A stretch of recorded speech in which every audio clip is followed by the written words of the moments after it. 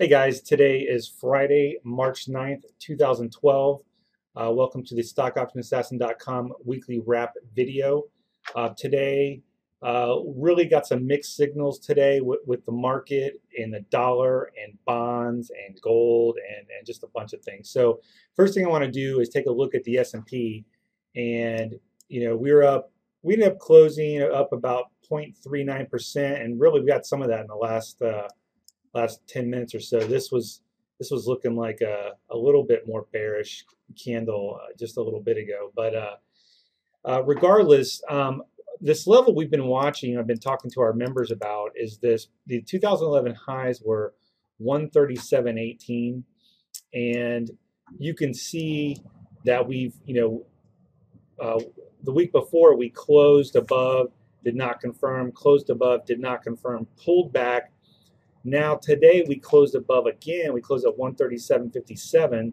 So in order for us to sort of confirm a breakout above the 2011 highs, we need a close above this high, and today's high was 137.93. So next week will be interesting to see if we actually get that closed, or do we get a little deeper correction. I'm kind of in the bearish camp. But I'm getting my hand slapped on some shorts. So, I would still look for a move to this trend line. You can see we have this trend line that comes up here. This actually coincides with the 50-day moving average.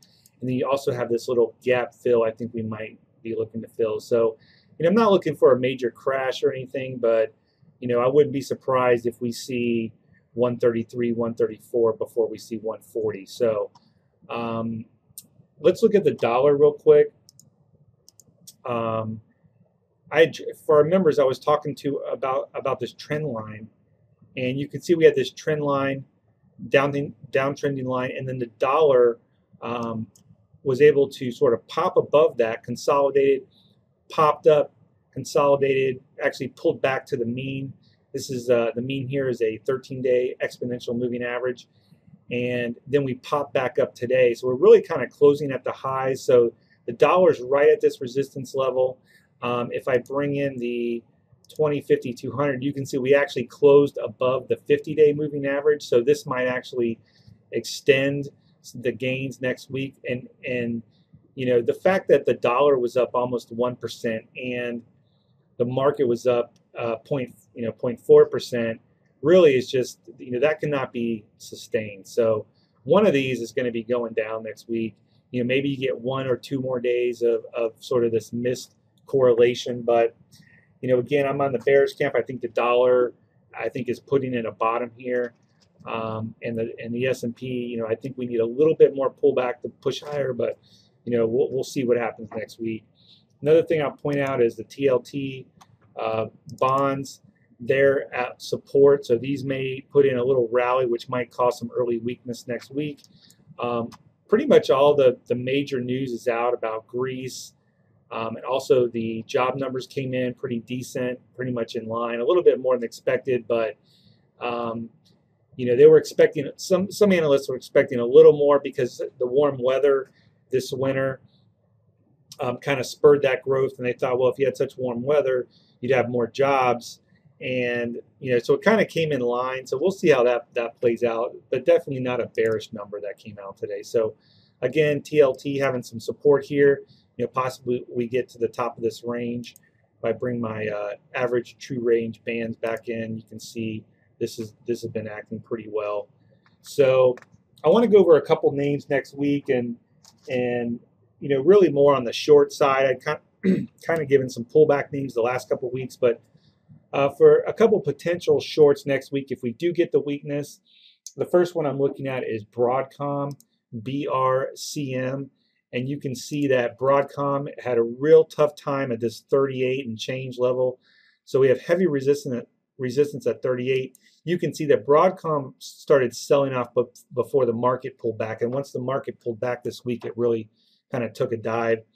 And you can see that we're back into this sort of downtrending line. We did have a nice 1.5% gain today, but we'll just have to see if we can continue up or not.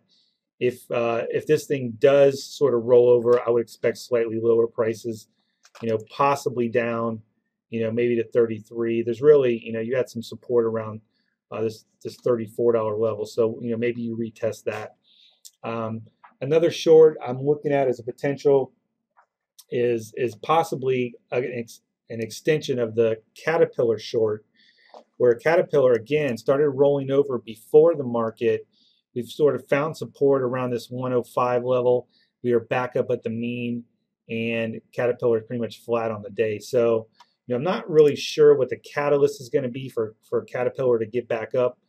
But you can see that, it did pretty much retreat off the 2011 highs.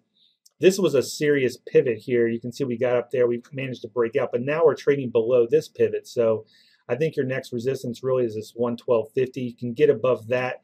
Maybe you have a chance to retest the highs, but I would be looking for a small short in this area around the 112. Maybe, if you want to leg in a little bit early around 111.50, you could.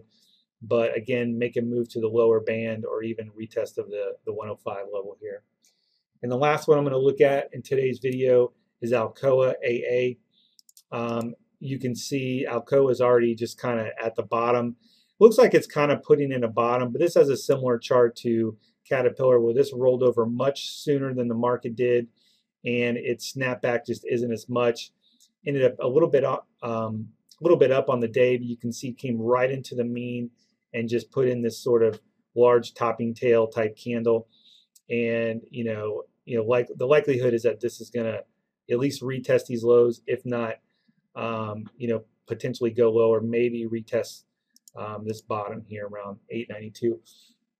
If you're looking for a way to play the short side of Alcoa, I think the April $9 puts are going for about 17 cents. This would be sort of a high risk lottery ticket.